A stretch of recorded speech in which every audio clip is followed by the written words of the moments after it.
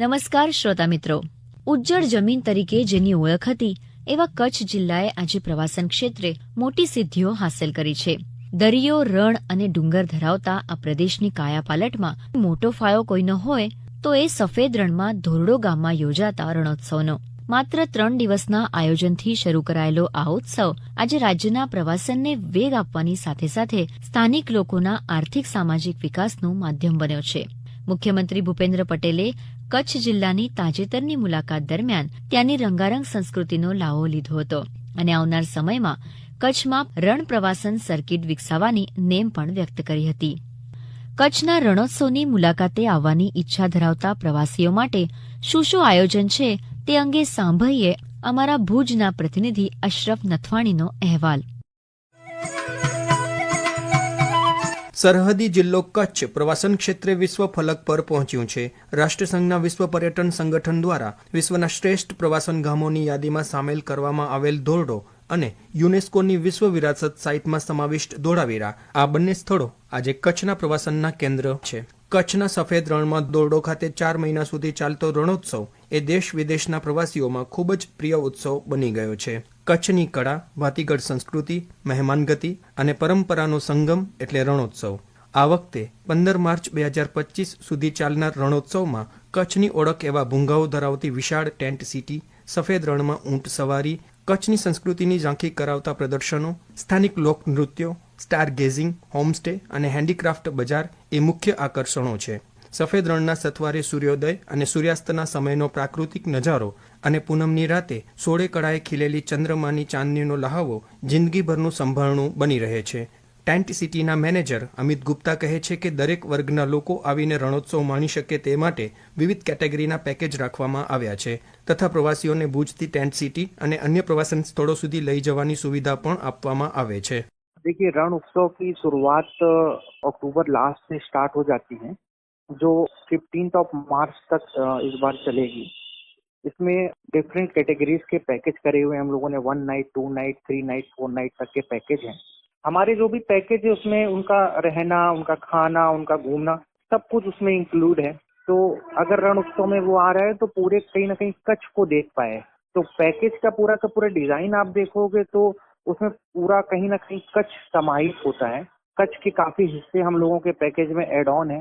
तो कच्छ की जितनी लोकल चीजें हैं, जैसे कच्छ की लोकल आर्ट है, तो यहाँ के लोकल लोगों के माध्यम से उस आर्ट को भी दिखाने की कोशिश करी गई है. और इसमें खासा इस चीज का ध्यान रखा गया है कि हर एक वर्ग का इंसान कहीं ना कहीं आ पाए. अगर किसी को भी टेंट सिटी आना है तो हमारी वेबसाइट है www.ranutsav.net, वहाँ से जाके बुकिंग करा सकते हैं. ऐसे ही अगर धोलावीरा में जाना है तो धोलावीरा में www.whiteruntentscity.com है, वहाँ से बुकिंग कराया जा सकता है. कोई भी गेस्ट कहीं से भी आएगा तो उसको भुज तक आना होता है. भुज के बाद उसको हम लोग पिकअप देते हैं अगर उसको रण में टेंट सिटी में आना है या फिर धोलावीरा की टेंट सिटी में आना है. બીજી બાજુ પુરાતત્વીય મહત્વ ધરાવતા ધોળાવીરામાં આ વર્ષથી નવી ટેન્ટ સિટી શરૂ થતા પ્રવાસીઓની સંખ્યામાં નોંધપાત્ર વધારો થયો છે. અમિત ગુપ્તા કહે છે કે કચ્છના આ પ્રાચીન શહેર ધોળાવીરામાં 5000 વર્ષ જૂની સંસ્કૃતિને નિહાળી શકાય છે. धोलावीरा की अगर बात करी जाए तो अभी यूनेस्को ने वर्ल्ड हेरिटेज साइट डिक्लेयर करी है, जो हम लोगों के लिए, हर एक भारतवासी के लिए बहुत सम्मान का विषय है.